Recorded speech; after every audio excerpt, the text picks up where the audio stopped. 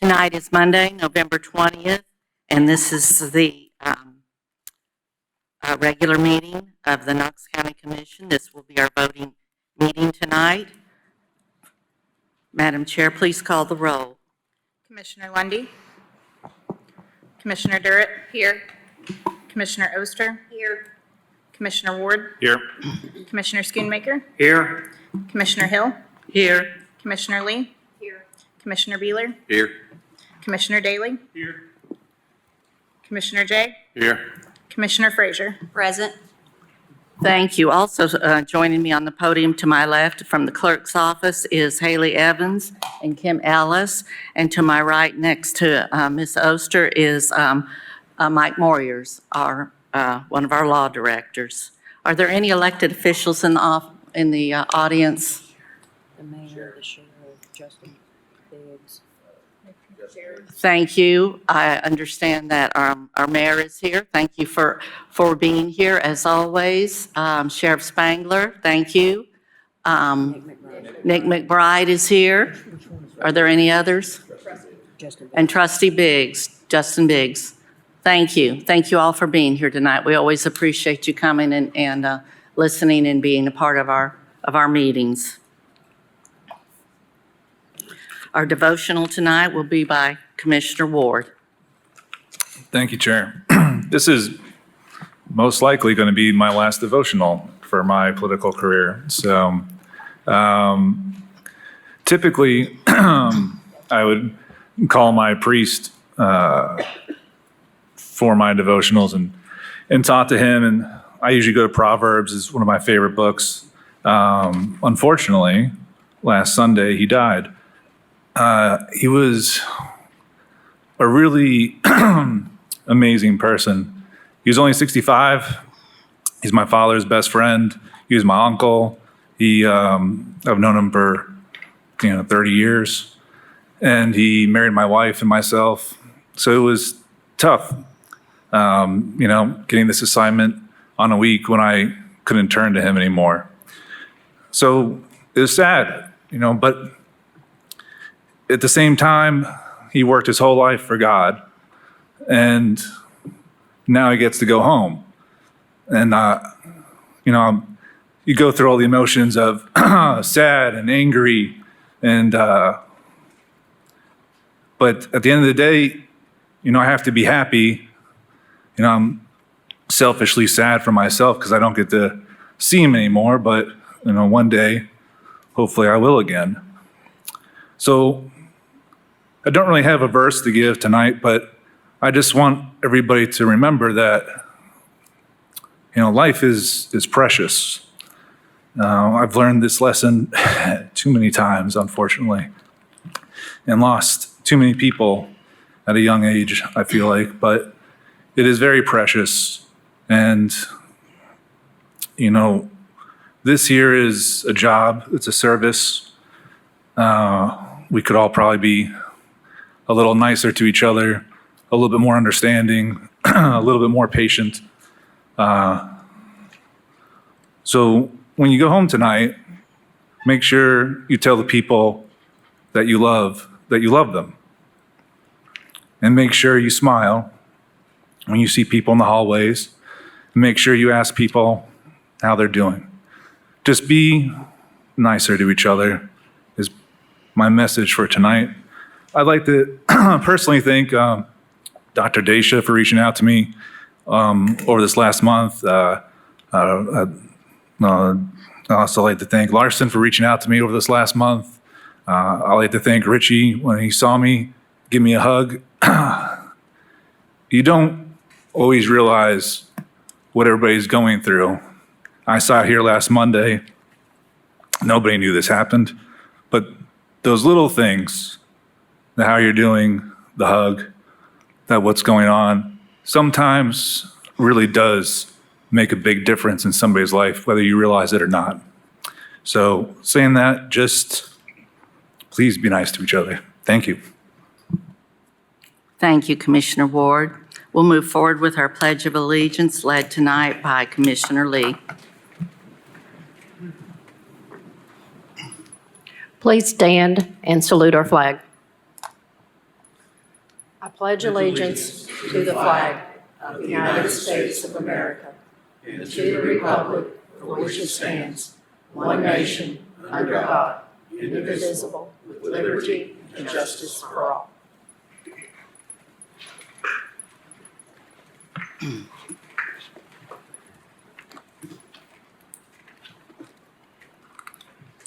Thank you. Moving on to amendments to the agenda.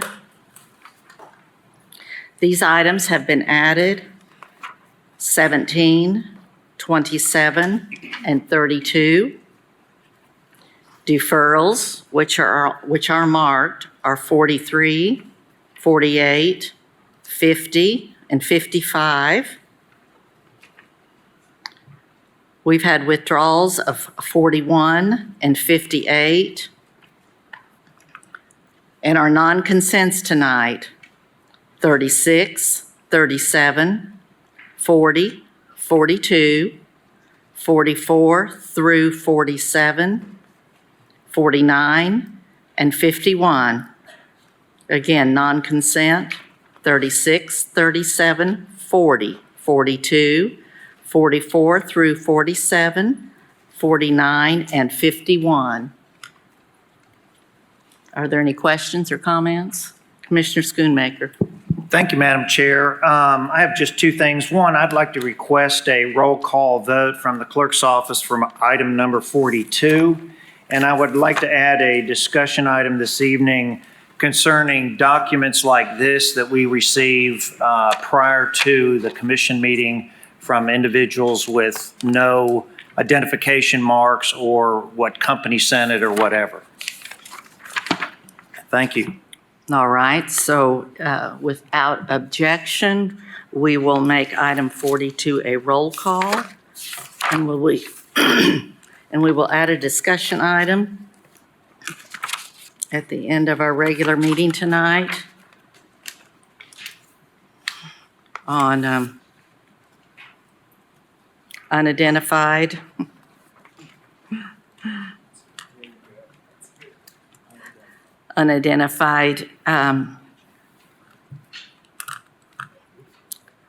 written information.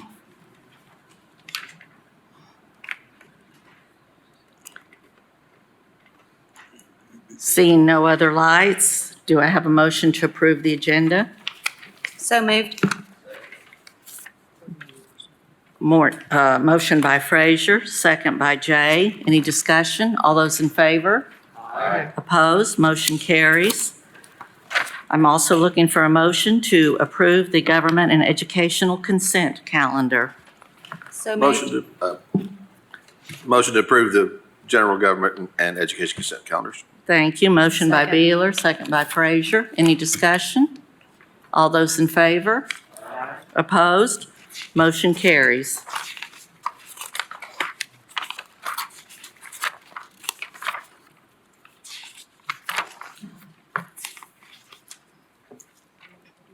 G, presentations.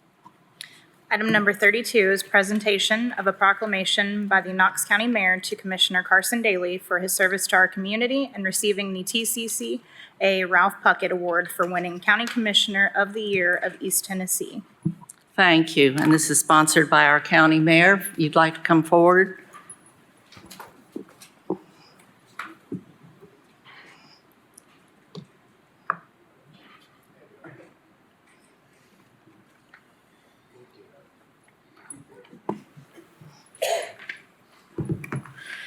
Thank you, Ms. Chair. Just wanted to recognize Commissioner Daly for the outstanding work. and Thank we you. appreciate If you everything could give do, me sir. your name and, I'm sorry, Len Jacobs, Knox County Mayor, 400 Main Street. thank you, sir. My apologies. But we just wanted to recognize Commissioner Daly for this award and appreciate everything that he does for Knox County. So, Thank you. thank you, sir. Appreciate it. Appreciate it. Yeah. Thank you. Commissioner Daly, do you have a few words? Yeah, I do. Thank you. Appreciate the mayor for this honor, that's for sure. And there's three people I really want to thank. I first got elected. I guess I was elected, but I hadn't been sworn in. Charlie Bustler, former commissioner, Commissioner Schoonmaker, come to me and said, hey, you need to come with us down to the county TCCA meeting, and I think that first one was in Nashville. And so I went down and fell in love with the process and how things go, and got elected to a couple of positions and everything. But then I met Mr. Vandevate, wherever he is. Mr. Vandevate was down there, and he goes, I can remember this, and I think John was sitting there with me. He said, I am so glad to see you guys. He said, a lot of times I was the only one present. And we're Knox County. And I am proud to say that this past October, there was 9 of us, is that correct? Or 9 of us were down in Chattanooga, so it's an honor, and thank you, Mr. Mayor. Thanks, appreciate it. Thank you, John. Thank you. Thank you for your service.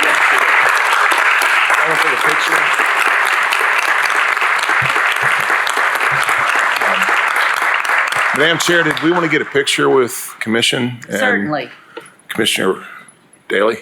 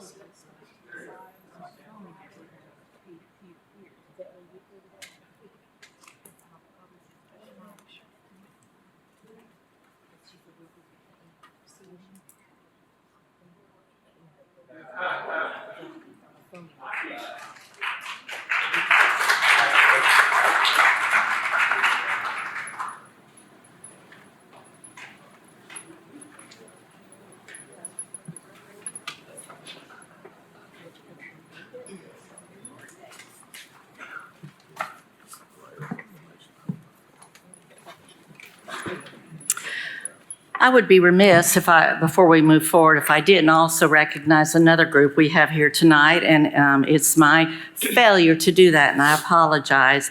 I believe it's our Knox County Youth Health Council that have come here tonight, and part of their internship is that they attend a meeting. So please stand up and let us all look at you, and these are some of our finest high school students.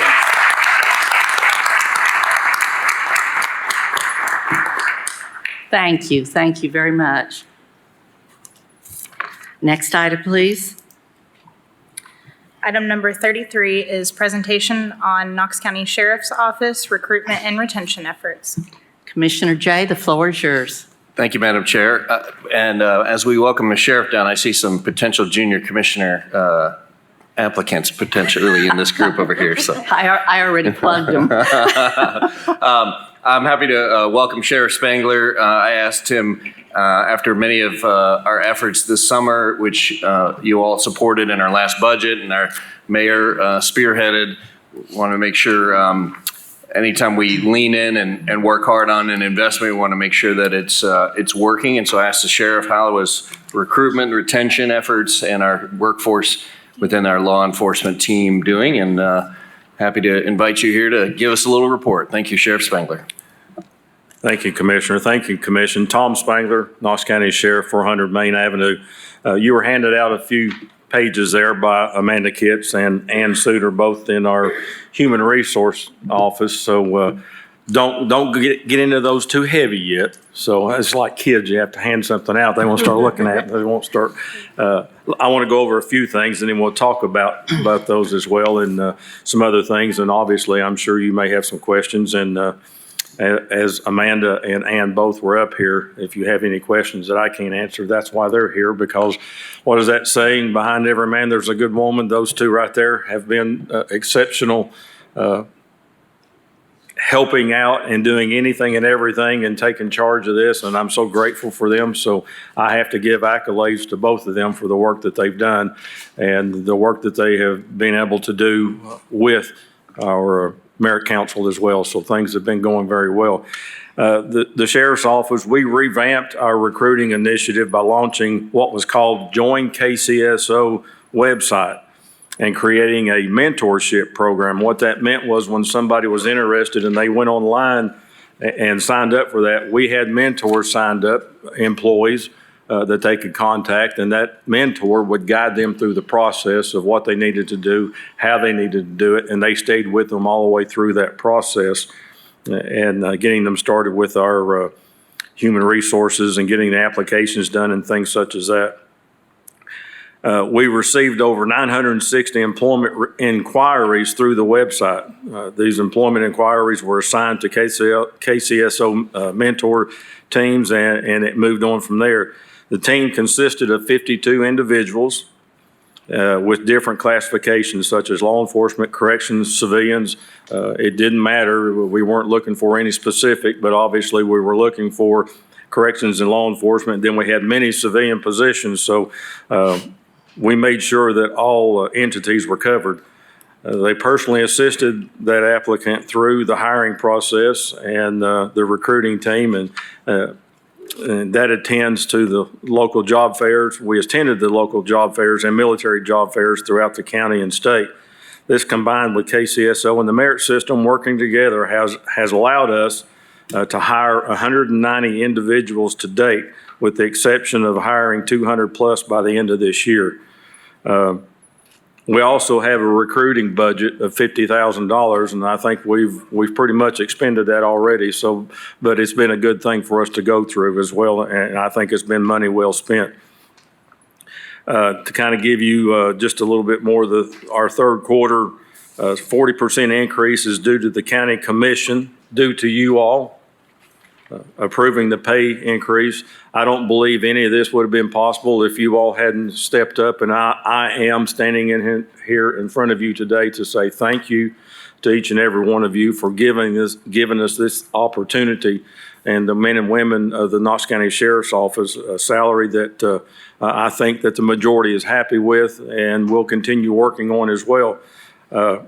The starting salary, obviously, for correctional officers before July increase was $39,471.55. After July pay increase, that starting salary went to $50,570.94. Patrol officer starting salary before July was $44,814.35. And after that pay raise, it went to $51,978.08. I will tell you this, I have been to one TSA, that's the Tennessee Sheriff's Association meeting since then, and I will say that I had many of the 95 sheriffs that were there. I take that back. Of the 95 sheriffs across the state, 82 were there, and they wanted to know how we got it done. And I'll say this, my commission and my mayor's office was gracious and grateful with the hard work of us, my finance director, Allison Rogers, and Chris Caldwell, and we made it happen. But there was a lot of work that went into it, but I was very adamant in making sure that they knew that this county commission was supportive of that. Because of the influx of applicants in our third quarter, we have our psychological provider added another psychologist. That's how busy we got. We had to add on another psychologist to make sure that we could get people through the process a little bit faster. And you'll see one of those pages that you have there will give you an idea of how the process is.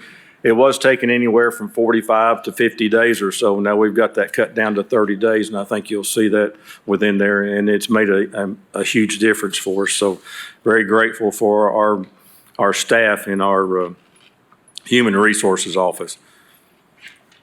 Here's the number I think everybody's interested in, and it's going to be a little bit of an explanation. Currently, we have, get this now, we have 7 corrections and 16 patrol officer vacancies available to offer for employment.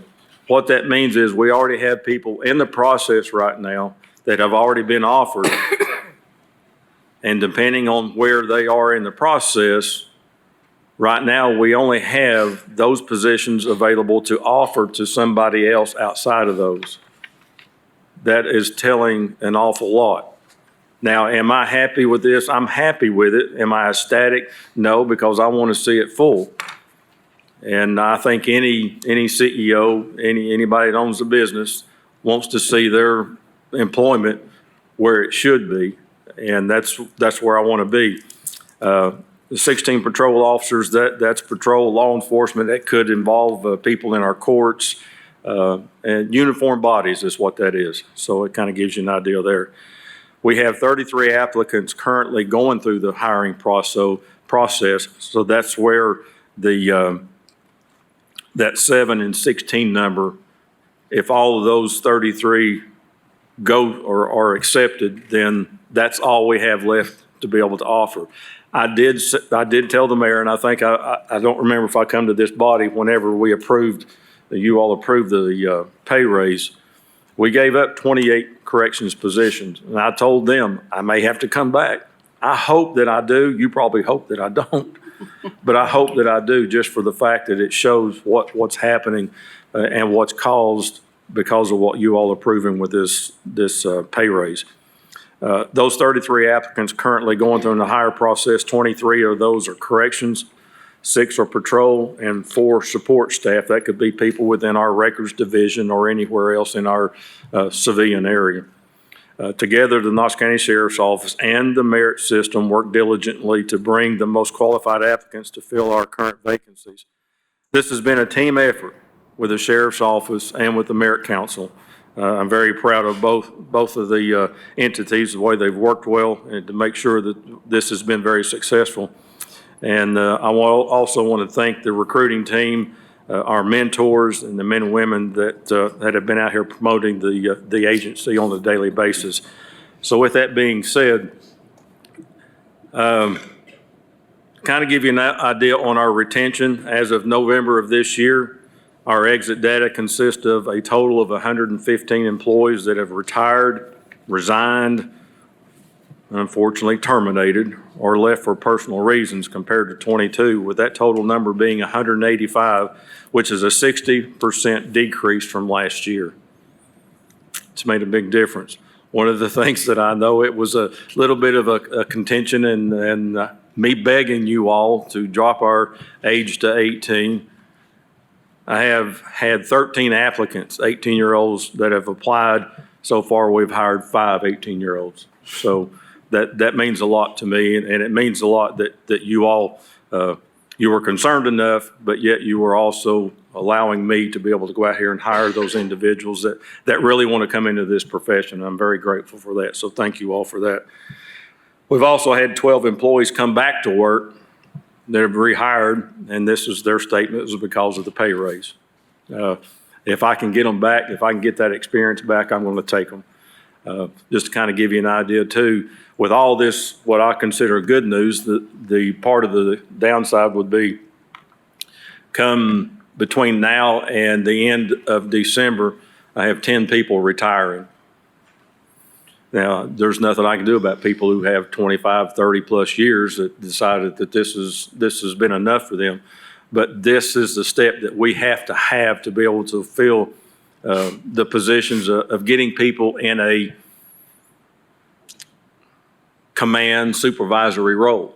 And we've got to get those individuals that experience. So this is a good start for that. So what I'll do right now, if you all will allow me to do so, the hiring process form that you have in front of you, kind of, again, I think it's kind of self-explanatory. It gives you an idea of where we are once a person comes into contact with us and that applicant is interviewed.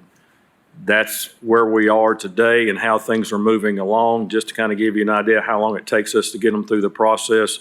That's one of the reasons why we've had to hire another psychologist to do our psychologicals to help move that along and expedite that situation as well. So if you have any questions, we'll go over that.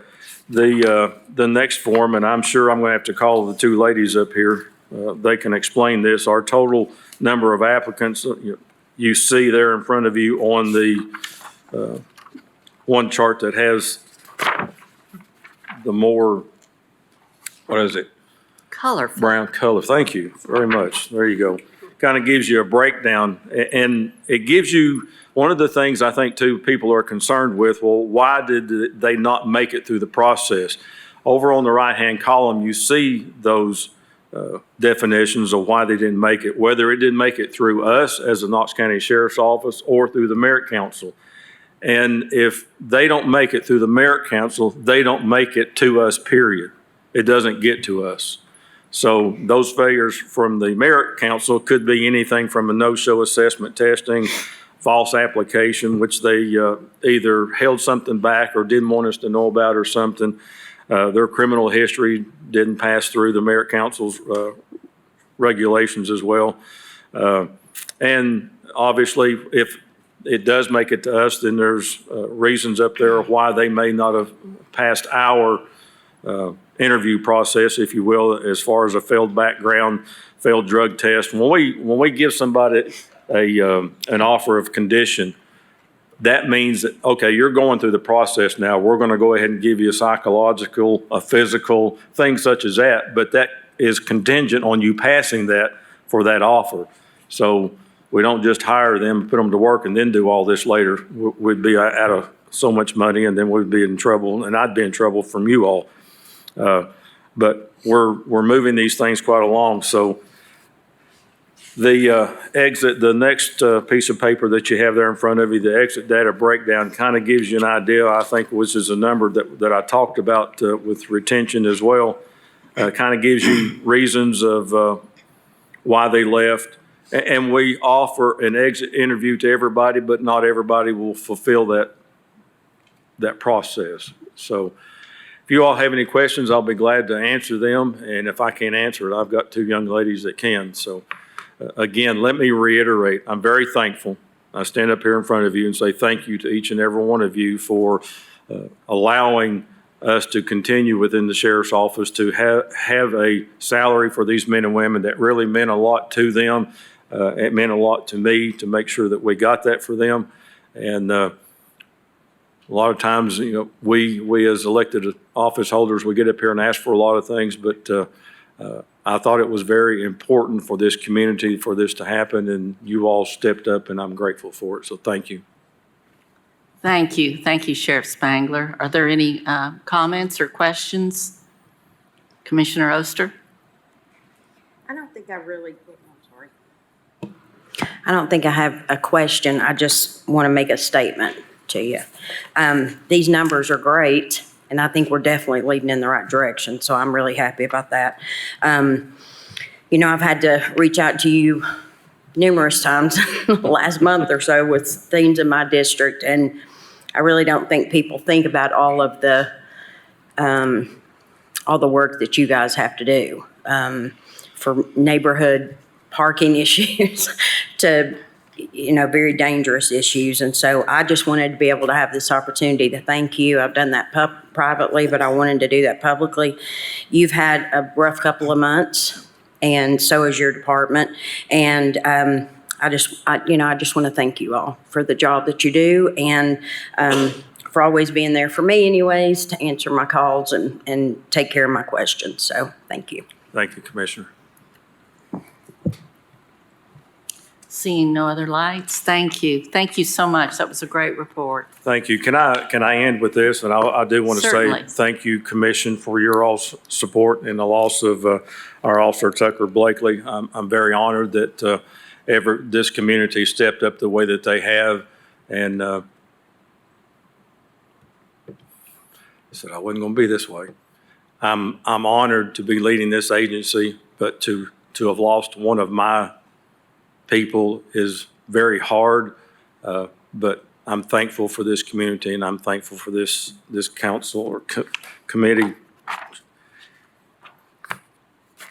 for their support and their love for this agency, and we'll continue to do the job. And I'm not going to walk away from here without I recognizing the three that come with me tonight. Allison Rogers, I think all of you know that, as hard as she worked with me on this budget, and Amanda and Ann that are sitting back there from my Human Resource Office. They've been very instrumental in putting this together, and I'm very grateful for the work that they've been doing to make sure that our potential applicants are getting the assistance that they need and making sure we get people hired for this community. So thank you. I didn't mean to ramble. Thank you. You're fine. Thank you so much. Next on our agenda is public forum. This is 4 agenda items only, and the first person I have down is Stephanie Nichols.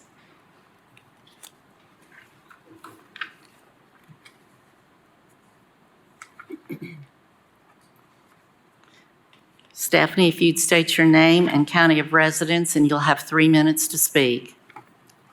Hello, I'm Stephanie Nichols. I'm a lifelong resident of Knox County. I was raised in the Dole community and now reside with my family on the farm that adjoins both sides of the old Dandridge Stagecoach proposed road closure. We've lived there for a little over a decade, and you may ask why this proposed road closure is now coming or being asked to the commission. Well, actually, the Lang family, unfortunately, a member of their family was sick, and she sold the last 9 acres that allowed us to adjoin our farm to Old Dandridge Stagecoach. The Pierce family, which is the second family that's listed on the proposal, they bought a home at the end of Old Dandridge Stagecoach, which was the Lane's home. And at that home, they thought they were moving into a quiet, tranquil East Knox County piece of property. And it's been anything but. And I'm going to list a few things, which we'd like to tell the Knox County Sheriff thank you, because they've had to assist in a lot of them over the years. But the first year that we built our home on the farm, we had over 42 trespassers that used this road to access our farm. Now, that as awful as that sounds, it was actually quite innocent. It was hunters, fathers, uncles, generational hunting. The past 2 years have not been so innocent. There was an incident where another neighbor asked why people were trespassing, which resulted in shots fired into the ground. There has been numerous individuals from East Knox County area that use this dead-end road as a shooting range. If we're lucky, they're shooting into the rock bank. If not, just like 3 weeks ago, they shot towards my residence with my teenagers outside in the field. People are very open with why they pull down there, maybe to do smoke, and I'm not talking cigarettes or other drugs. You can go down there and find baggies, drug paraphernalia, condoms, and other things. So both the Nichols and the Pierce family, we'd like to express our gratitude for your consideration on the Old Dandridge Road closure. And also, due to escalating security reasons, we feel that the closure is imperative for not only our well-being and the safety of the individuals who live on Old Dandridge Stagecoach, but as well as the East Knoxville community. Thank you. Thank you very much. Our next speaker is Keith Brett. Keith, you have signed up for 2 matters on the agenda, and these 2 combined, I will allow you a total of 6 minutes to speak. If you introduce yourself, please. Thank you, Madam Chair. Keith Britt, 506 Knowlton Drive. I will be striking my comments from item number 11, so I'll just be speaking to one item tonight. I have struggled with the prospect of this ambulance contract for the last week.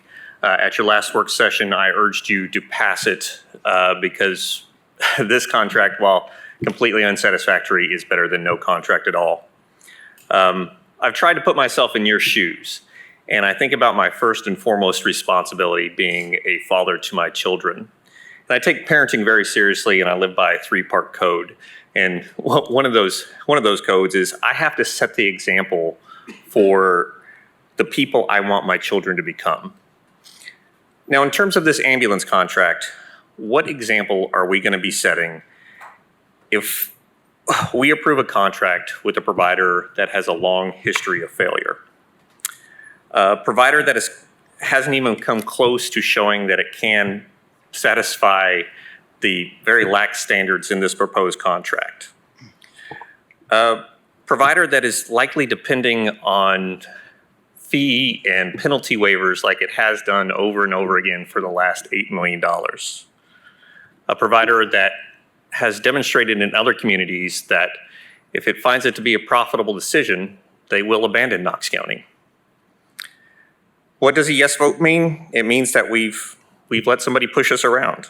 It means that we don't believe in ourselves enough to stand up and do the moral thing. It means that becoming a coward, while undesirable, is acceptable. What would a no vote mean? It would mean that we have standards and we're not willing to lower them because our standards literally mean the difference between life and death for a lot of our citizens.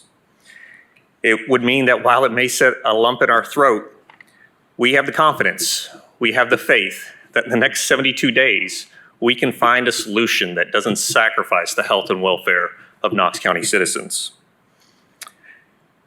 I saw the work session, and Mr. Moyers, I heard you shoot down Commissioner Schoonmaker's emergency powers argument, and I don't wholly disagree with you at all. I found your legal footing to be pretty steady. But it can be done. It absolutely can be done.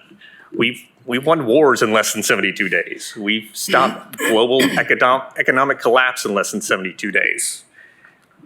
I believe in this commission. And if you give yourself the proper motivation, you can get this done. Godspeed.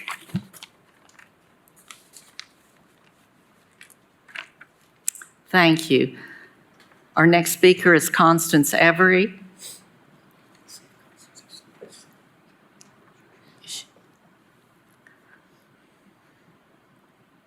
I notice you also have signed up for 2 agenda items. You'll have a total of 6 minutes. Your name and county of residence, please. Yeah, my name is Constance Every, Knox County, 37914. So yeah, I'm gonna speak first to the first item, which is item number 31, which was involving the Tennessee Department of Children's Services dealing with a juvenile probation officer's pay. But I think there's a greater elephant that needs to be talked about in this particular matter. The Richard Bean Center. As you all should be fully aware of, that the report is rolled out thanks to the big media platform that has revealed that we are dealing with a juvenile detention center that has a leadership who proudly vocated that he's abusing children. I am pleased to hear that the state legislators are stepping up and are actually requesting an investigation into the matter, but this is in Knox County. And so my question is, Knox County, since Tom Spangler was down here and everybody else, what are we doing about it? Because this is in our jurisdiction. And it's concerning because if we know for a fact that if this was a parent, if this was a daycare center, if this was a youth after-school program, youth sports program, any of such natures, anyone else will be charged, sitting in jail right now. The program or whatever it be should be shut down, defunded immediately, and the children will be removed. And yet somehow this man was confident to say, not only was he openly willing to say he treated every child that came in there like a murderer, regardless of what the circumstances may or may not be for them being there, but then he came behind that and said he was making millions of dollars off of it and had no intentions of ever slowing down or stopping. See, when I hear that kind of language by somebody like this type of man, it lets me know that money's funded into our elected officials' pockets. See, he's making a lot of people money to turn their heads and have a blind eye to the matters of these children. And we know by experts that when you have children who are dealing with trauma in this type of manner from a system, the system that they're supposed to be able to trust, the system that we all lean on in our time of need, that this leads to farther greater matters such as them growing up and becoming greater harms and threats to our communities like murderers and child rapists. Let's not forget KPD, child rapists running through the KPD department right now. So that's the concern here. Why are we not addressing the issue? Why are you all taking a blind eye? Which leads me right into the ambulance service, because now we had another report came out that told us that AMR has paid some of our elected officials up here $500. Particularly you, Terry Hill. So you was in the comments there. And you made a statement saying that somehow this money would not influence your vote. Well, if that's the case, then why did you even take the money in the first place? How about that? How about we don't take no money at all? So we don't have to worry about this being a factor coming in here tonight with them on the agenda for a vote of approval of the contract tonight. Which somebody already said before. Y'all don't listen to us. Trust me, we know this as taxpayers and as voters. Y'all do not listen to us. Because if you listen to us, you would know that by now we want an ambulatory service, not just one, but multiple, because people are literally dying waiting for the ambulance. Dying waiting for the ambulance. We're talking about elderly members. We're talking about like 60 and up people. Some of y'all are in that age group. Now think about that. And the irony is that you all are taking money. That's criminal. That's corruption. that says I cannot trust you, and I cannot trust the decisions that you make, nor can I trust the backdoor room deals you're making, because obviously all they got to do is pay you, and they pay for the vote, no matter how crappy, no matter how poorly, no matter how terribly they perform in their job, so-called job descriptions and contractual agreements. So this is the problem. And I start to wonder, what does Charm Allen actually do as a district attorney besides harass black activists? Because it seems like she don't hold her police departments accountable. She don't hold our elected officials accountable. She don't hold the detention centers in her jurisdiction accountable. So what does the woman actually do? This is beyond ridiculous. And it's no better on the city side than it is on the county side. So basically, Knoxville, we just got a bunch of crap leadership going on all around at this point.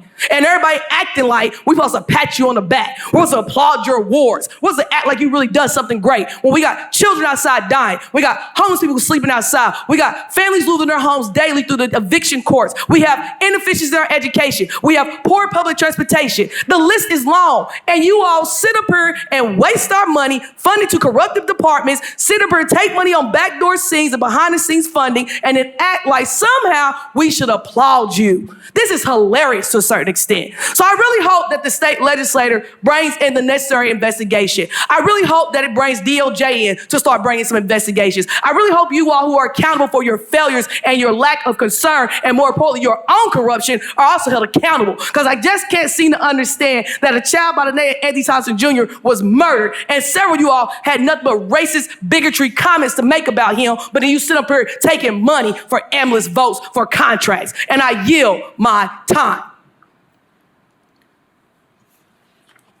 And that concludes our public forum. Next item, please. Next item is approval of minutes from the previous meeting. Do I have a motion? Second. Motion by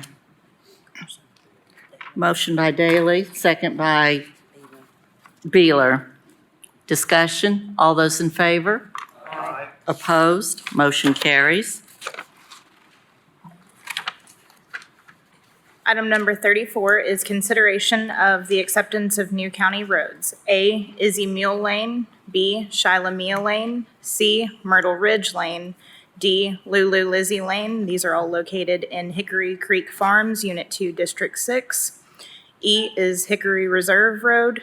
F, Grand Forks Drive. G, Bethel Hollow Drive. H, Silver Chapel Drive. And these are all located in Reserve at Hickory Creek, Unit 2, District 6. Thank you. Motion to approve. Motion by Jay, second by Hill. All those in favor? Aye. Opposed, motion carries. Next item, please.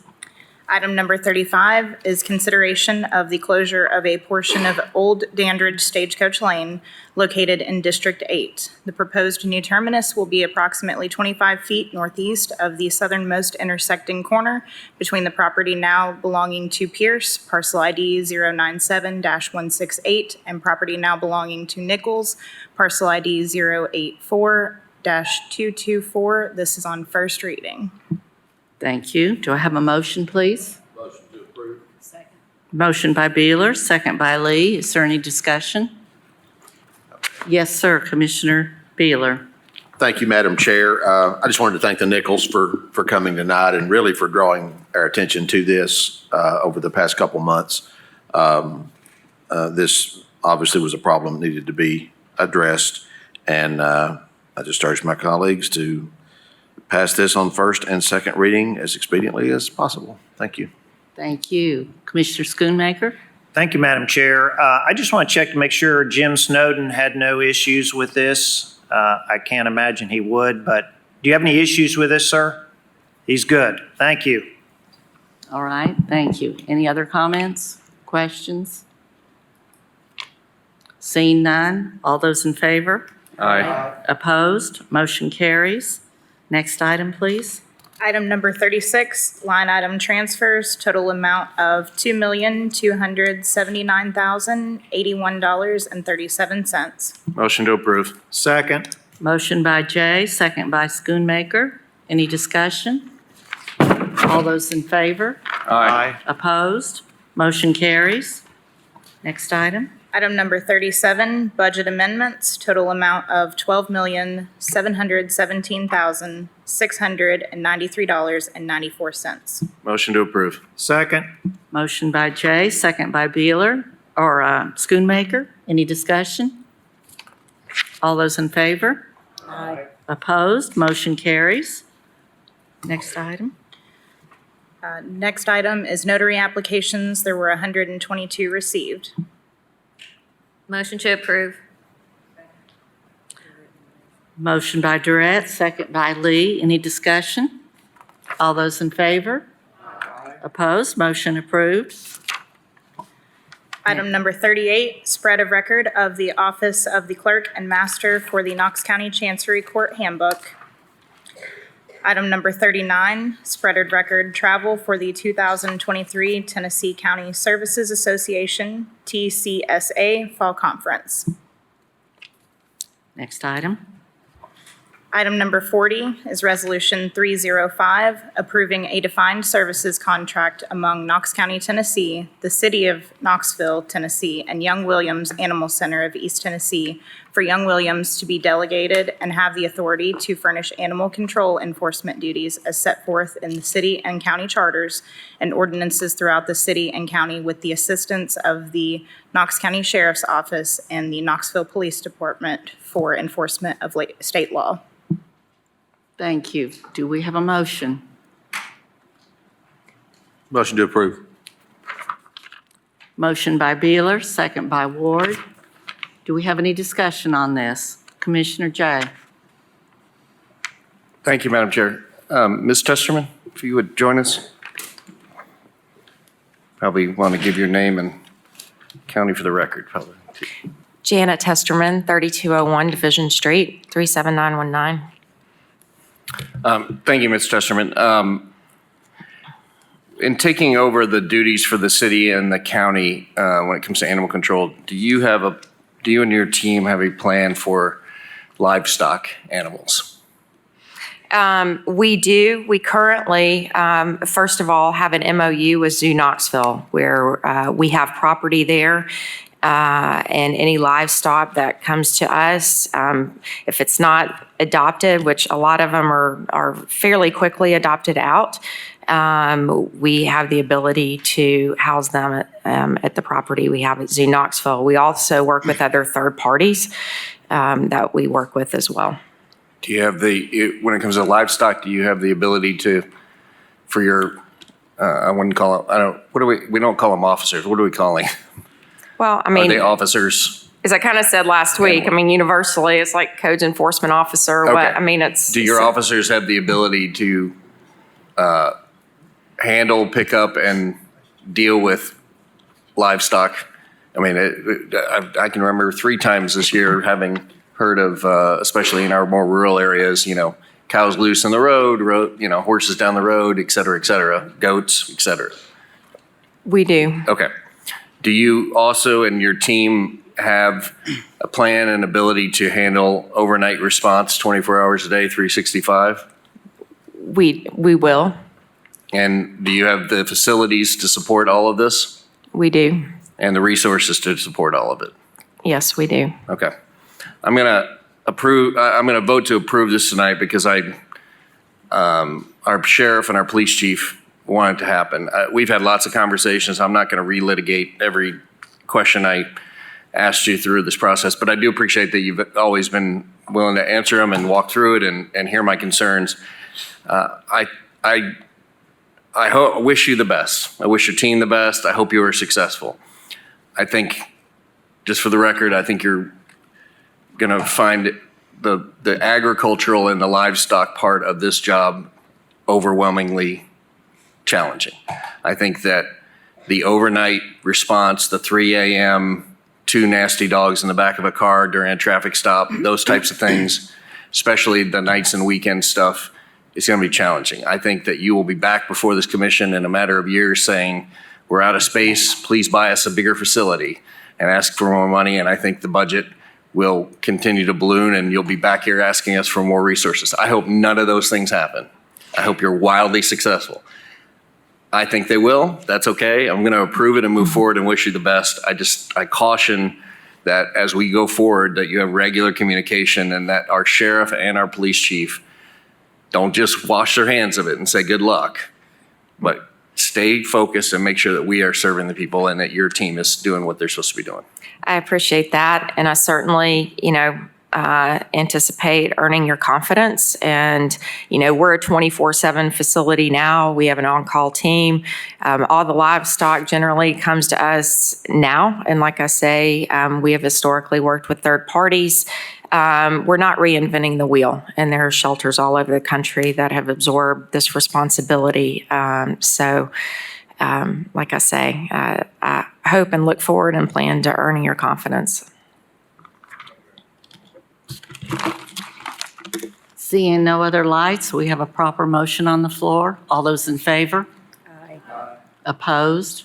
Motion carries. Next item. Item number 42, Resolution 602, approving an EMS ambulance service contract with Rural Metro of Tennessee, LP, doing business as American Medical Response for the provision of emergency medical ambulance services in Knox County. Do I have a motion? A motion on the floor by Daley, second by Beeler. Is there any discussion? Not yet.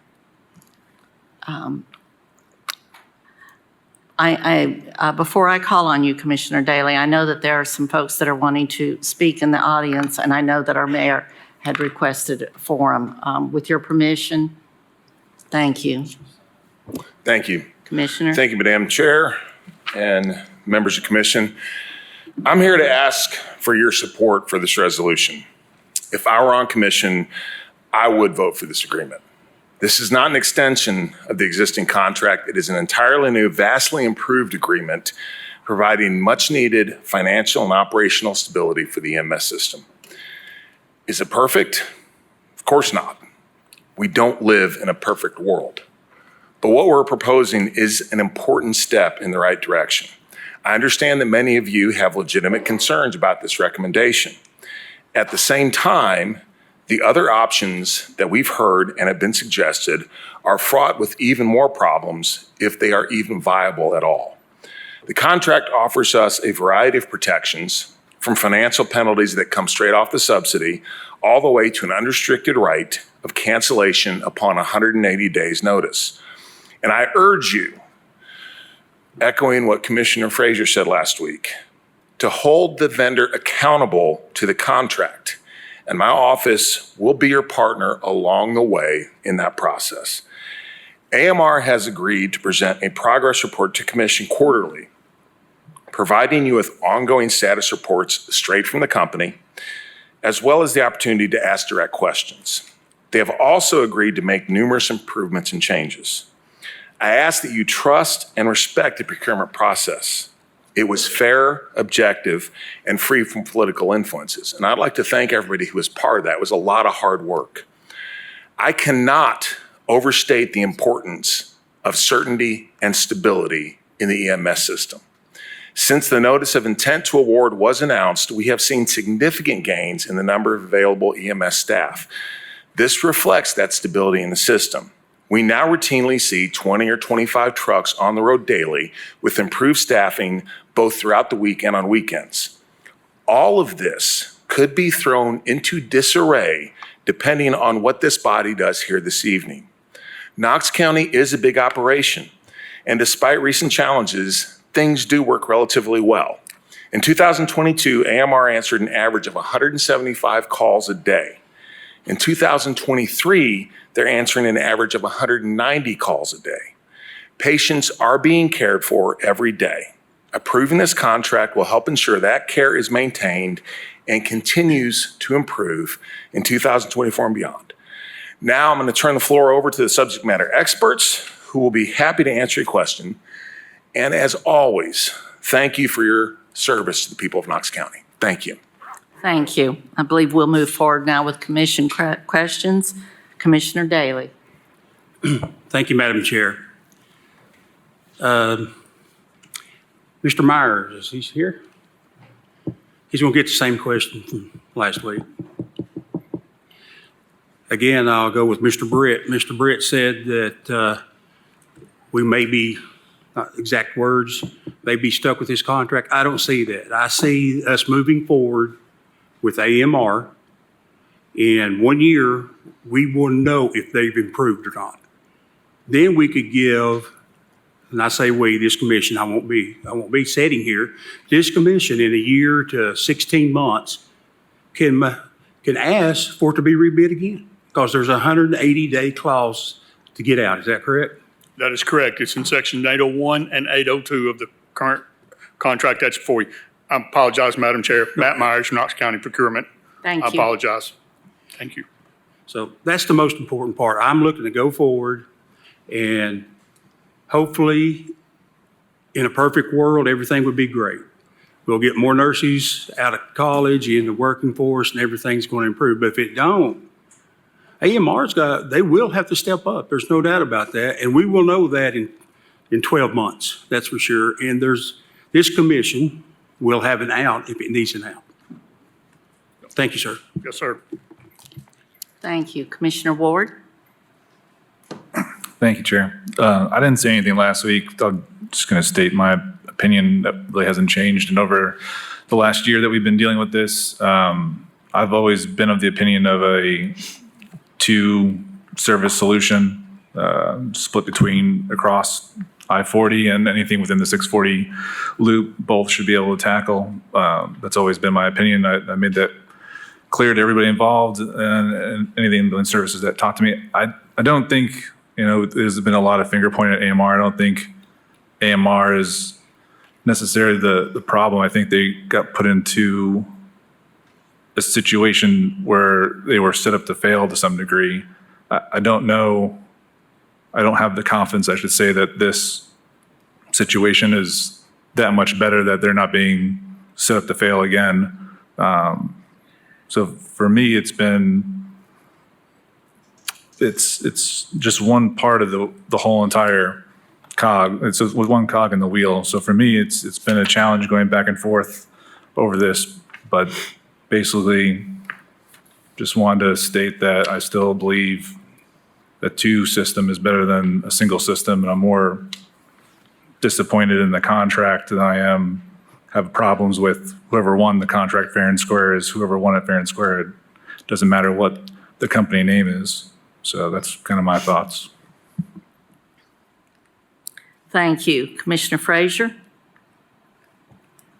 Thank you, Madam Chair.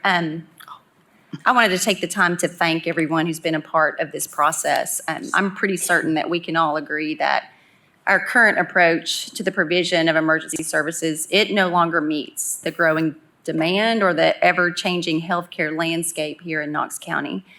And it's going to take time and a collective effort to address all of the factors that contribute to the challenges that we're facing.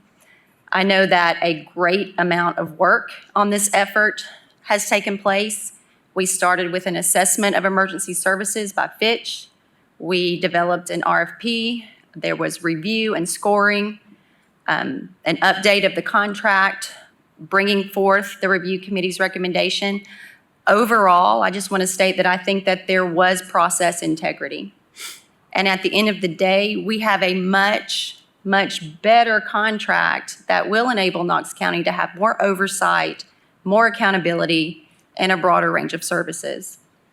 However, after a great deal of consideration, and I want to emphasize that, a great deal of consideration, it's my opinion that there are still a few things about the contract that cause me to pause.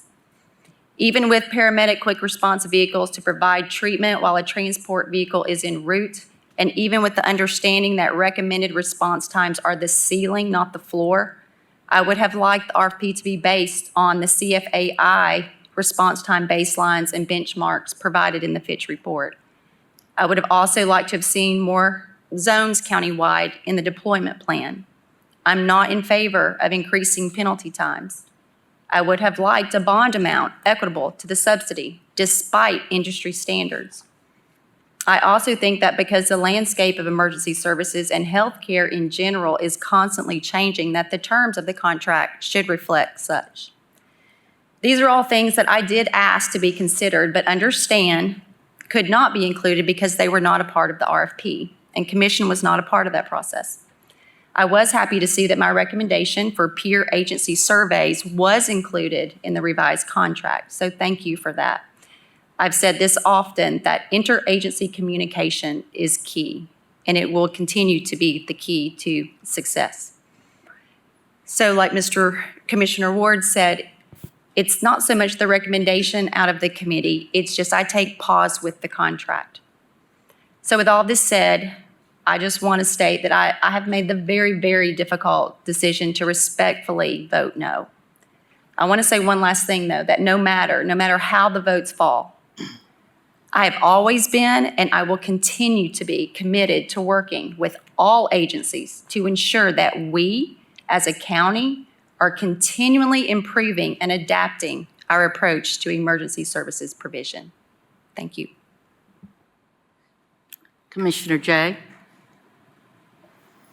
Thank you, Madam Chair. I too prepared some notes just because this has been an amazingly dense process. I know all of us have read so much and talked to so many people, and there's a lot to digest. I also want to echo, I know how much work has been done by the Jacobs administration, our procurement team. This is not easy. Your efforts are absolutely not unnoticed, and you guys do an amazing amount of work every day. I appreciate that.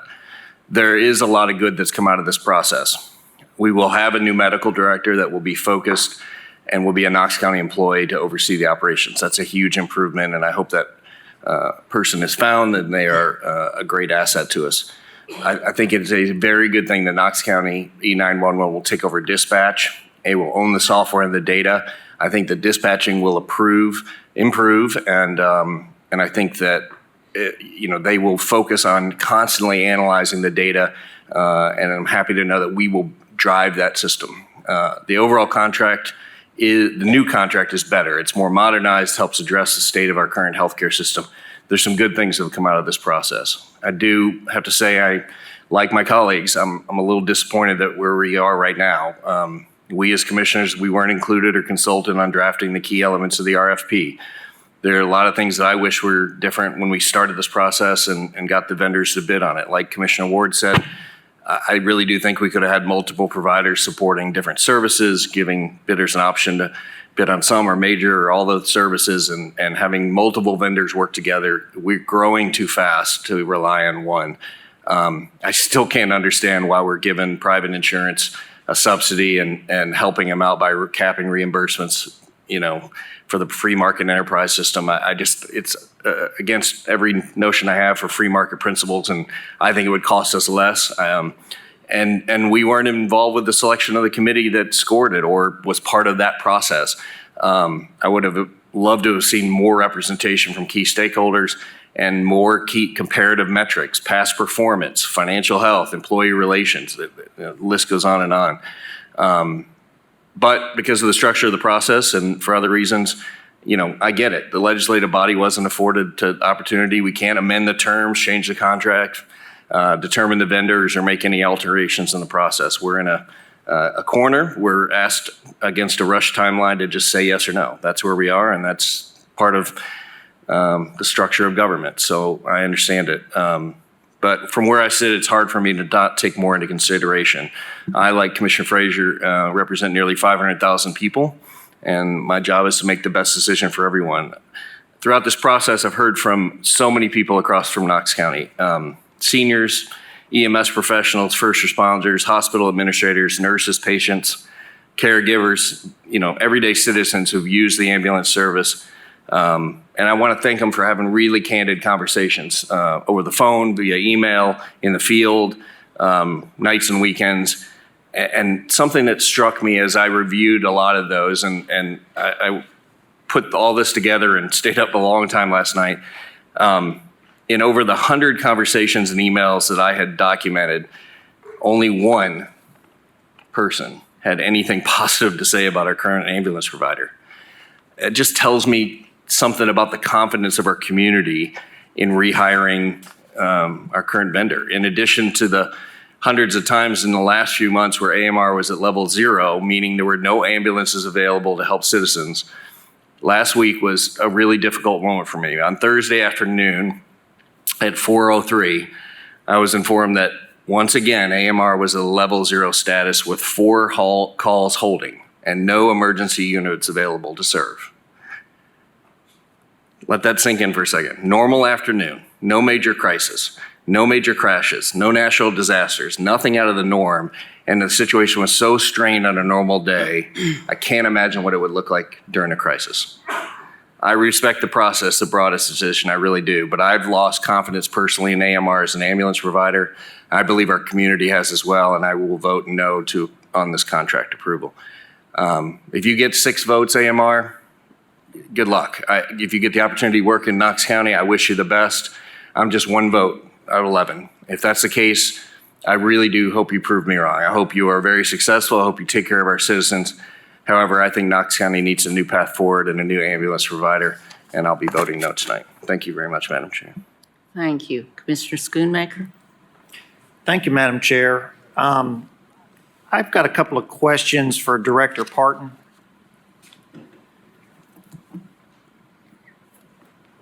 Kevin Parton, Knox County Health Department. Last Monday, prior to the work session, we were told there was a red line copy that they had changed numerous portions of the contract. Is that correct? Yes, sir. Okay, and then you were kind enough to send us the red line copy so we could actually study it and see what's going on. Do you by chance have a copy of that red line contract? No, sir. If not, okay. Yeah. Well, just a couple of quick things. Sure. Do you believe that in the contract that we're going to be able to hire a medical director at $50,000 a year? That's the current standard across the nation according to Fitch. So obviously we'll see where we go from there. Okay.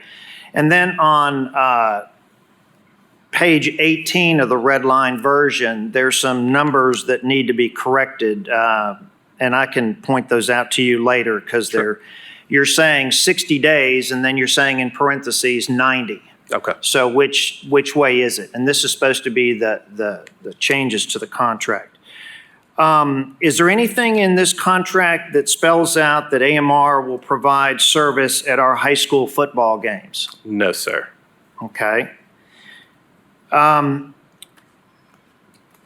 We were kind of told that the Fitch report is our guide to make our decisions from. Would you agree with that statement? That's what we built our RFP off of. Yes, Okay. sir. Was the evaluation committee given this report prior to their scoring? It's available to anybody that would like it. It's an open document, but we didn't physically hand it to anybody. They didn't get a copy of this before they started scoring the RFP? No, sir. They're there to score the proposers, Okay. not necessarily the Fitch report, which was only a data collection and recommendation tool of the prior contract. Okay. I tried to perform kind of a factual analysis of all the information that all of us have gotten here. As you can see on the screen, that was the information that I requested from you on the fees that AMR were assessed from your department. Is that the correct numbers up there? I believe so. Okay. Well, in 2018, that is the year that AMR got their second renewal of their contract, correct? I believe so. Okay, because this body had to give them the opportunity to renew that contract, and there were several commissioners that at that point in time that really emphasized that maybe we should put it out at that point for an RFP, but the majority said to go ahead and go forward. Based on the data that you see there, it seems like every year that they've had the extension of the contract, their fines have increased dramatically. And, you know, in 2018, we were promised that they would do better, they would continue to do things the right way, but yet your data right there doesn't hold water, so to speak. I would say that teaches us a lesson to not allow a contract to go 10 years without looking to change it along the way. Okay, can you do the next slide? And then, since this was our guide to make decisions from, if you can kind of scroll down to the bottom. At the bottom of the page there, the Fitch report basically says, and if any commissioner has their Fitch report, it's on the bottom of 15. It basically says the contractor did not meet the 90th percentile requirement for the years 2021 and 2022, even with the 7-minute allowance.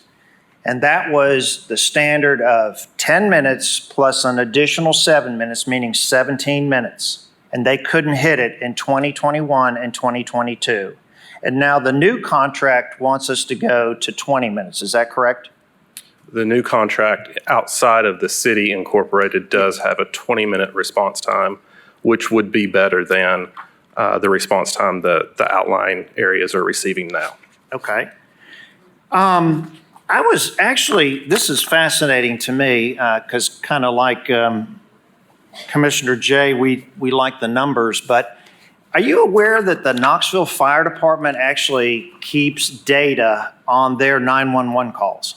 I'm sure all first responding agencies probably keep data on their calls, or at least I hope. Well, what was interesting is they provided me with just the month of September of this year. So inside the city of Knoxville, that were 911 calls designated to their jurisdiction, there was over 1,100 calls for service during that month. And like you said, inside the city, they are required to meet that 10-minute threshold. It's 17 minutes as of the last amendment. Inside the city? As of the last amendment, it's 17 minutes. Okay. Yes, sir. Well, they met that 47% of the time inside the city of Knoxville. That was 524 calls. More than 10 minutes response time was 20% of the calls, okay?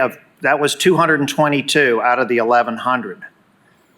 What's also fascinating to me that individuals called in and requested an ambulance, but because of the wait time, 24 were transported by privately owned vehicles.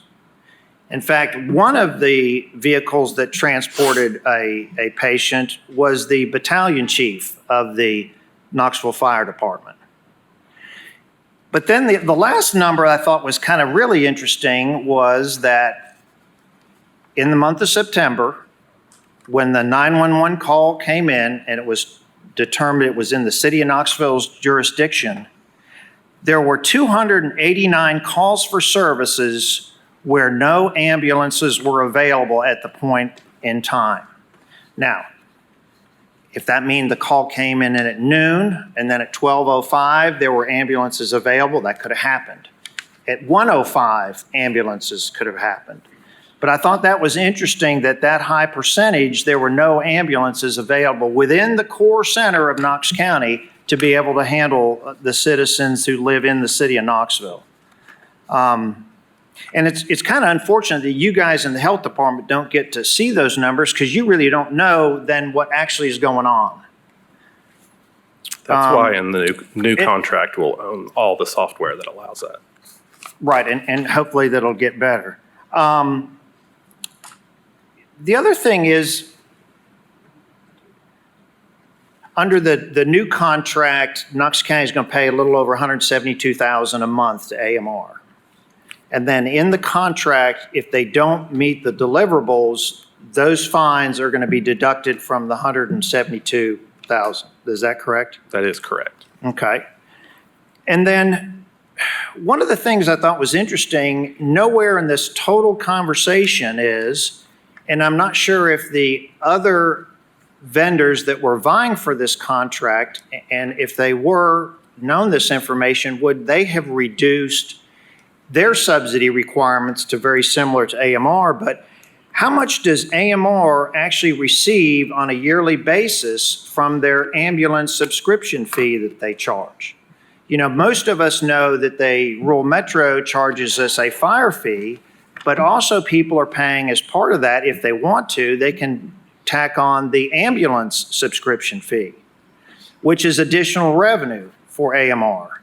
So when you say in the contract that if their profitability is above 12%, is that going to include the subscription fee that they're getting from Knox County citizens? That would be included in their revenue numbers, so yes. Okay.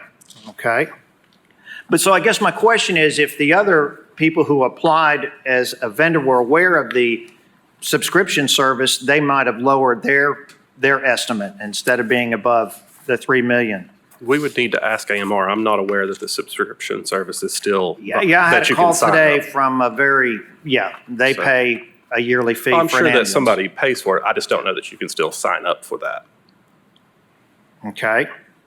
I believe that was from rural metro days where it carried over. Well, they paid it this year, so it. Sure. Okay. And again, we are the third largest county in Tennessee, and I know I've said that on several times on several issues over the years. But I'm kind of like Commissioner Jay and Commissioner Frazier. I feel like we're taking a step backwards with this new contract. And, you know, we should have been going, instead of increasing the time for the rural areas for Richie's area and stuff and Commissioner Lee's area to 20 minutes, we should be going from 17 minutes down to 14 minutes. We should be trying to do better to get that service to the constituent who needs it on a timely basis. And again, if this contract goes through, they're not going to hold Mayor Kincannon or Mayor Williams or even Mayor Jacobs' feet to the fire. They're going to hold, the community is going to hold the 11 members of this body's feet to the fire if this doesn't work out. So after completing a factual analysis, I am not in favor of supporting this contract renewal, or a new contract, for AMR. Thank you, Madam Chair. Thank you. Commissioner Beeler? Thank you, Madam Chair. Well, this is one of those votes, you know. I sat in this seat for 5 years and cast quite a few votes. Some of them are tough, man. Some of them are, you really remember them because of just how you labor over deciding. This is definitely one of those votes. And I guess in a way it is what we sign up for, because we want to be part of the decision-making process that affects Knox County. But of course, the risk in that, the inherent risk in that is no matter how much research you do and no matter how much you labor and debate and gather information, sometimes you make a decision, it might not turn out to be the right one. You just don't know. Sometimes you just don't know. Yeah, I'm going to tell you how I'm going to vote, and then I'm going to kind of tell you how I got to the decision, just like my colleagues have done. You probably know how I'm going to vote because I've seconded the motion. I intend to vote yes on this. I'm going to tell you how I got to that. Everybody arrives at their decision a little bit differently. And let me just say this too. I know beyond a shadow of a doubt, there is not a person on this dais that would cast a vote either way on this for any self-serving reason. I know that about these people. That's not in the equation. Having said that, you know, we'll end up voting differently, I'm sure. But I'm voting yes. You know, I've heard a lot of information. I've gotten a lot of emails, phone calls, input from friends, constituents, political supporters, vendors, and those who were part of this bid process. And I'm voting yes on this because it boiled down to this. I believe we need a contract. And I believe we need a contract approved tonight that's ready to take effect February 1st, 2024. That's no disrespect to any provider's ability to come in at the 11th hour and save the day. I don't doubt anyone's ability to do that who says they could do that, but that isn't what we're looking for. We're looking for a contract. In Mayor Jacobs' words, we need a contract that is fixed and stable. Again, I may be quoting the mayor, I don't know, but is it perfect? Absolutely not. How could it possibly be perfect? Is it better? I do think it is better. I think even some of my colleagues who have said they're probably not going to vote for it admit that there's been some good things that have come out of it. But ultimately, whether or not this contract is a success or a failure is going to come down to the provider. You know, you guys got to get it done. You know, if we vote to approve this contract, you guys got to get it done. And if you don't, we're going to be right back here again. And, you know, I will remind us of what Commissioner Daly said, that the county has protections in this contract to revisit if it's not getting done. You know, I wanted to make a comment or two on what Mr. Britt said, and not to pick on Mr. Britt. I know what my colleague already did. Shows you we're listening, though. You know, I appreciate Mr. Britt's remarks, but just even if I disagree with him, he always presents them in a way that's articulate and civil. You know, but just a couple of things. The cowardice part, listen, depending on your motivation, a yes or a no vote could be cowardly in a case like this. So I don't think that necessarily has to do with which way you vote.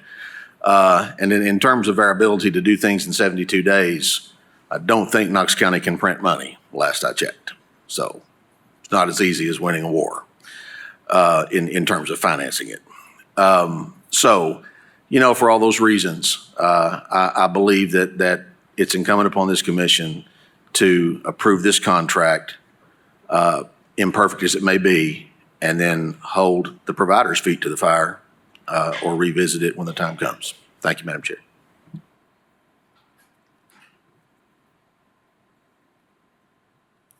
I do have a few comments I'd like to make. Commissioner Beeler, you were very articulate. It is one of those votes. It just doesn't feel quite right either way. I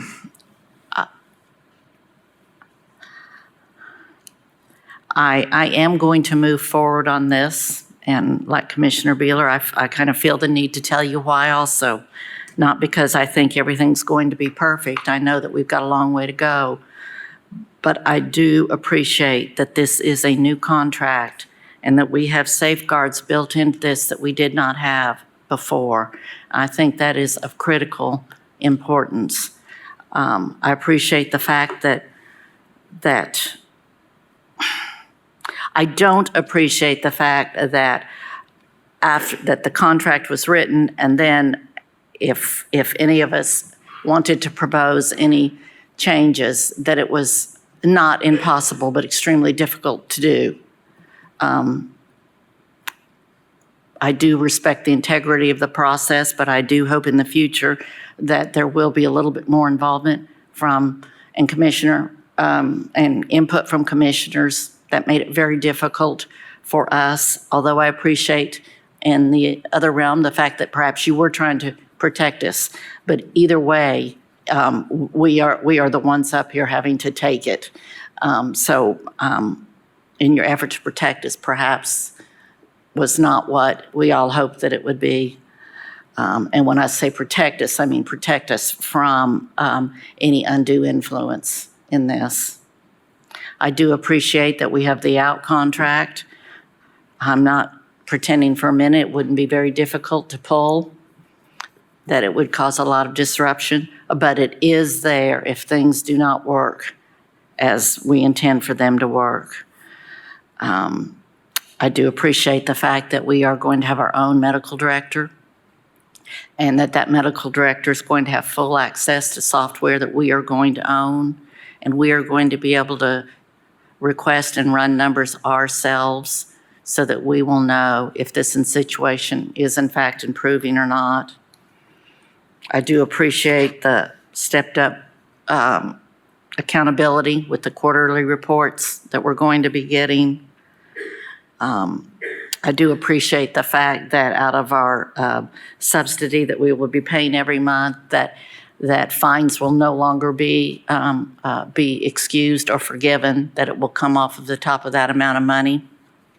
I think that all these things serve to prove to whoever the next contractor would be that we mean business, and that if we don't get it right this time, that it's not even going to be a 5-year process.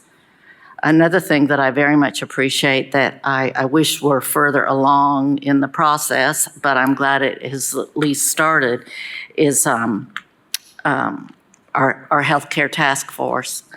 And if you could, Mr. Parton, just very, very briefly, please explain to especially those that are watching what that task force is in fact charged with doing, recognizing that this issue is not just an ambulance issue, but it is truly a healthcare issue. Sure, absolutely.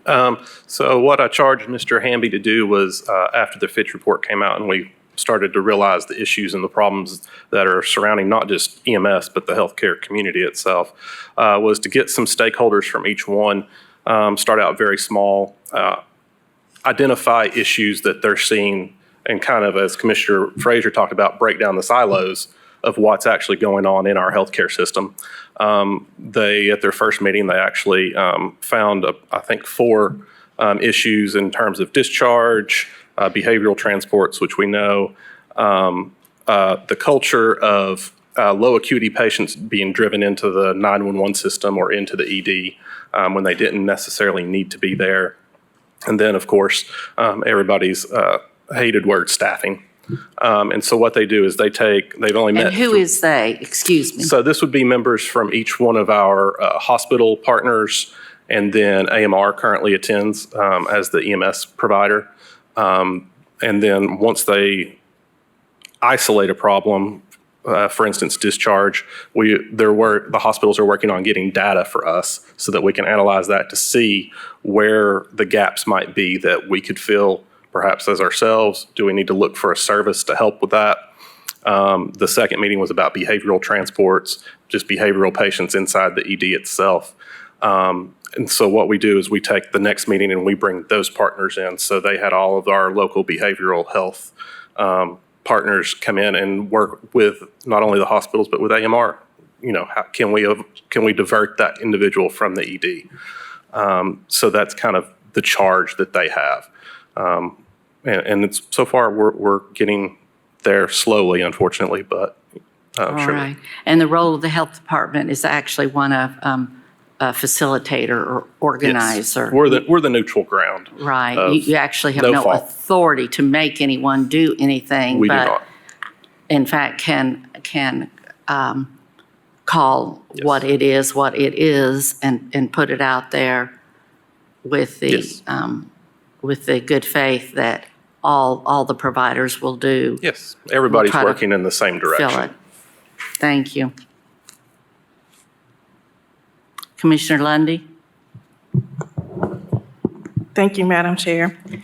I've been kind of quiet on this, just really listening and to everyone's thoughts. And I totally get where my fellow commissioners, Commissioner Frazier, Commissioner Jay, and Commissioner Schoolmaker is coming from. I also understand where Commissioner Beeler and Commissioner Daly's coming from.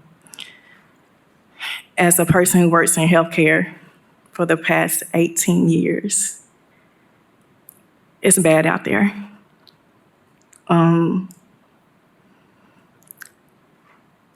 There are a lot of people that are not getting served because there's not enough people to serve them. I've seen so many people are living alone, suffering whatever illness, and there's no one there for them to call on. I see where the needs are not being met when people need a basic medications or maybe a walker for assistance. They just don't have it. as Commissioner Durrett said, she's tired of the blame game. And I agree with her.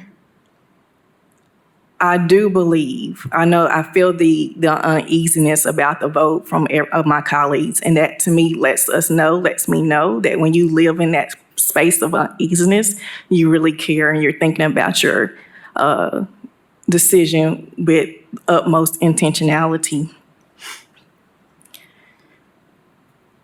I always try to quote Dr. King. He said, "Where do we go from here, chaos or community?" Has the process been fair? Maybe, maybe not. That's up to the eyes of the beholder. Yes, they probably could have been a little bit more unified, but we live in such a fast-paced society. We don't think about including others. We just we got to get it done. We got to get it done. But I do trust this commission. I know it won't be here next year.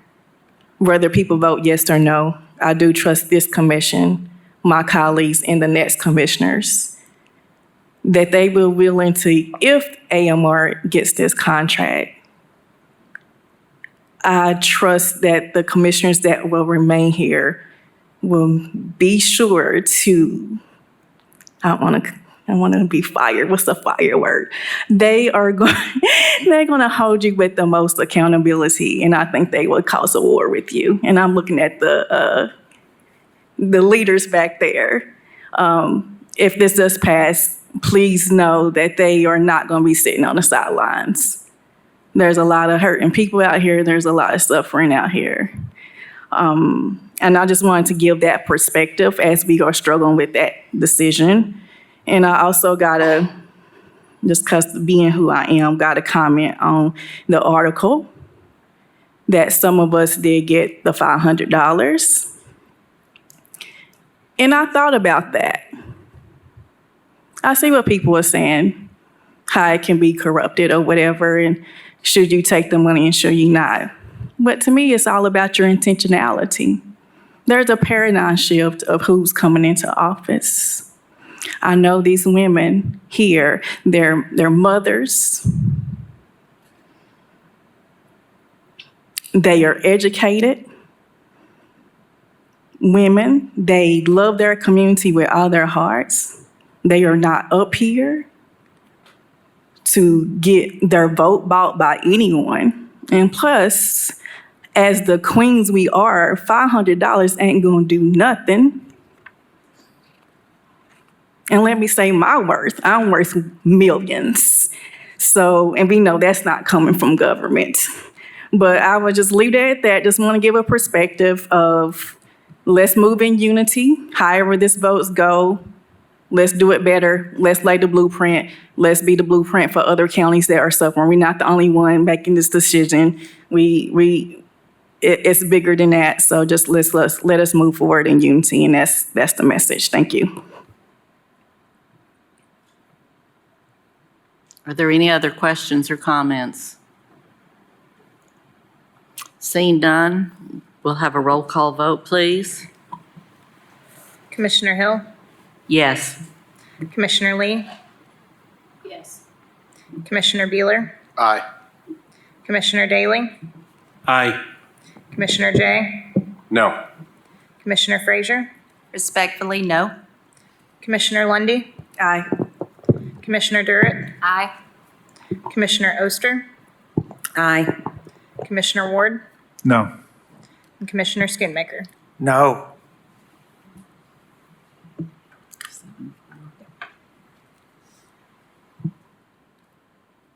The motion to have AMR be our next vendor passes 7-4. Next item, please.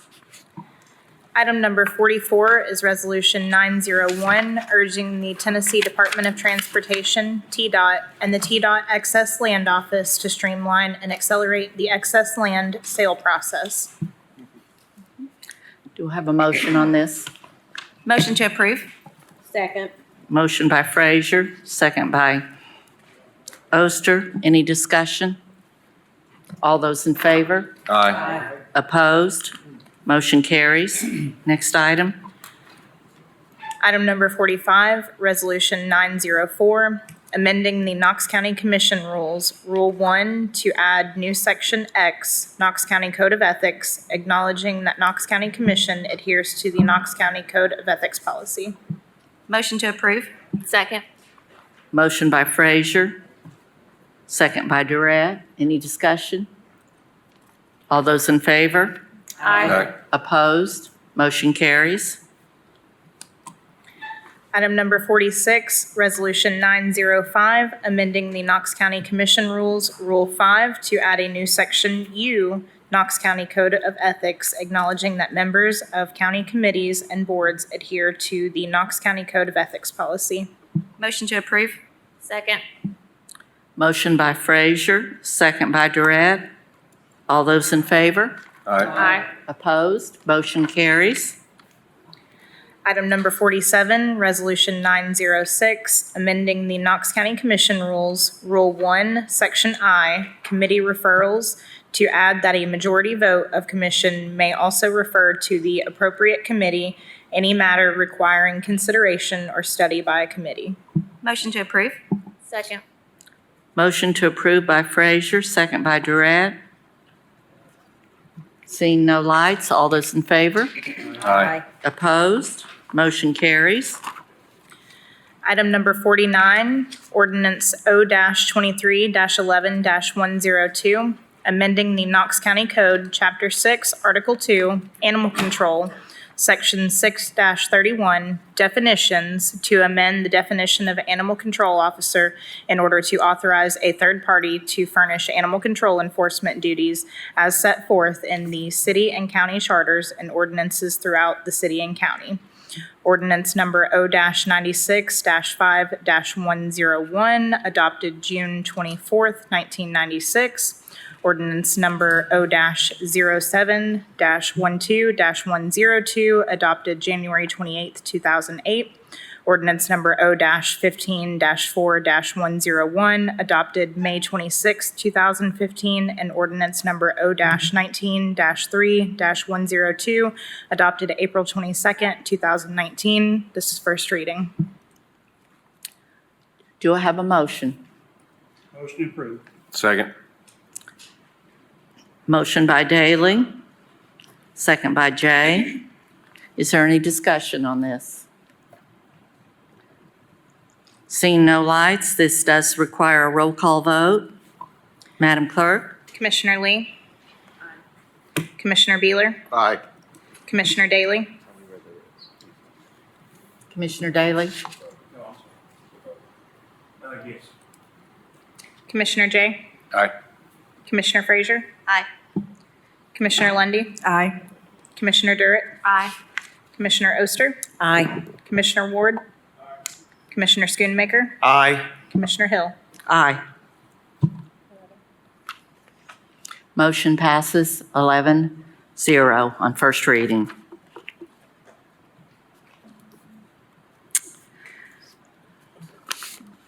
We are on public forum now. Is Rick Roach still in the audience? Mr. Roach? I believe he's no longer here. Next item, please. Item number 51, discussion and approval of the February 2024 dates for commission work session and regular session meetings. Thank you. Again, just to review, we will be moving, with your approval, the scheduled February 20th meeting to the 21st, which is a Wednesday. And we will also be having the regular voting meeting and zoning on February 26th, which will be a Monday. Are there any questions or comments about that? Seeing none, all those in favor? Aye. Opposed? Motion carries. Topic for discussion, Commissioner Schoonmaker, you had requested a discussion about unidentified written information. Thank you, Madam Chair. Do you want to talk first? No, after you. Oh, I'm just okay. trying to put my name in the queue. Didn't understand the hand signals. Well, first off, we get a packet of 13 pages on the morning of the commission meeting, and the commission staff's got to run around and scan this document and then copy it, or scan it and send it to us, and then copy it and put it in these folders all for us. And I'm glad somebody realized that we have no title, no header from anybody's name, address, email. There's no signatures. There's no corporate name. There's nothing. And I think the Rules Committee needs to make a decision that when we get things like this delivered to the commission office, that it goes in the circular file or it goes in your mailbox, but they shouldn't have, the commission office shouldn't have to stop what they're doing and run around for something like this. This is ridiculous. And because we have no, at this point, we even have no idea who sent this to us. Complete waste of time. So I think Commissioner Jay wanted to say something. Commissioner Jay, you have a comment? It's not on this subject, so. Oh, all right. Something else? So do I hear you requesting that you'd like this Yeah, I'd like to be a, Yeah, or some input from some of my colleagues. Do you think this is a complete waste of time for us and the staff and everything else? I mean, this could have come from Connecticut. We have no idea where this came from. oh goodness. Did you see him? Commissioner Daly? Thank you, Madam Chair. I agree. I didn't even open it up. Still hadn't opened up this one right here. It will go in the circular file. In the past, we've had mail sent to us with nobody's address on it, no return address. You do open, I did open those, nobody's name down there. If you're not brave enough to put your name on there, don't send it, because I am not going to read it. I can promise you that. Thank you. Commissioner Beeler? Thank you, Madam Chair. I mean, I agree with Commissioner Daly. There's a rounded rectangular file right back here. Mine's already in it, unopened. But I would say anonymous communications don't need to be disseminated to the commissioners, but I would encourage the Rules Committee to put that in writing. All right, that's a second request to have the Rules Committee look at it. Commissioner Lee? I agree with the comments that the commissioners have made, and I think it should be a rule that we disregard anything that's not signed. All right, thank you. Rules Committee has duly noted that that will be an item for discussion. Commissioner Durrett, I'm sorry, I didn't see your. That's okay. Thank you, Madam Chair. I'm kind of on the other side of this. I mean, we can definitely discuss, bring it to rules. Let's talk about it. But Commissioner Schoonmaker brought it when I was chair too, because we had received some correspondence that was anonymous, and it was sent via email, I believe. At that point, I don't think our staff ended up having to print it and get it to everyone and that sort of thing. But to me, it is someone's voice, and that's why we put our email addresses out there. There is no requirement that that they have to include where it is coming from. So I'm kind of on the side of this is someone's voice, and they're getting their message to their elected officials. Thank you. And in closing, Mr. Schoonmaker. Just when you got the email, you did know somebody, you could respond back to them, correct? If you wanted to? When you got an email from somebody? No, when it went to commission, I think, or maybe it was a mailed letter and she scanned it and that's how we got it. She didn't have to print off 13 pages and all that, but it was a letter that was mailed. That's what it was. It was a letter that was mailed that Drusilla scanned and emailed to all of us. There was no. Okay, the individual didn't email. contact information or anything like that. Okay. All right, we will. Did you have a comment about that specific item, Commissioner? Yes, ma'am. All right, please go ahead. I think the point you're trying to make, Commissioner Schoonmaker, is that we don't even know if they are a constituent if they don't tell us who they are and where they're coming from. It could be somebody in China for all you know, kind of thing. Is that the point you're trying to make? Yes, sir. Thank you, thank you. Commissioner Frazier? Thank you, Madam Chair. I just had a question. I guess it would be for our office, our wonderful office team. How was this originally received? It was delivered this morning via courier. Just like, Yes. They made the copies. We did not print those. I just scanned it and sent it to you. And as a rule of thumb, whether it's identified or not, I can't pick and choose what you guys get. You guys have to decide that. So that's why you get it regardless. thank you. All right, thank you, thank you. We will discuss this at Rules Committee. Are you finished, Commissioner Schoon? I'm trying to push this along, so we'll have a little break before zoning. Commissioner Jay? New topic? What did you? I just want to remind everybody, you have in front of you the master schedule for the Junior Commissioner Program. Please take a look at it. And if you have any other essay questions that you would like included in the application, I need any suggestions to changes to the schedule, any application questions in my hands by 2 o'clock tomorrow. We're locking it in and moving forward. Thank you. Thank you, and thank you for all the work you've done on this. You've done a good job with publicity and all, getting it out this year. That's much appreciated. Seeing no lights, and I'm assuming there's no objection then, we are adjourned until 7 o'clock.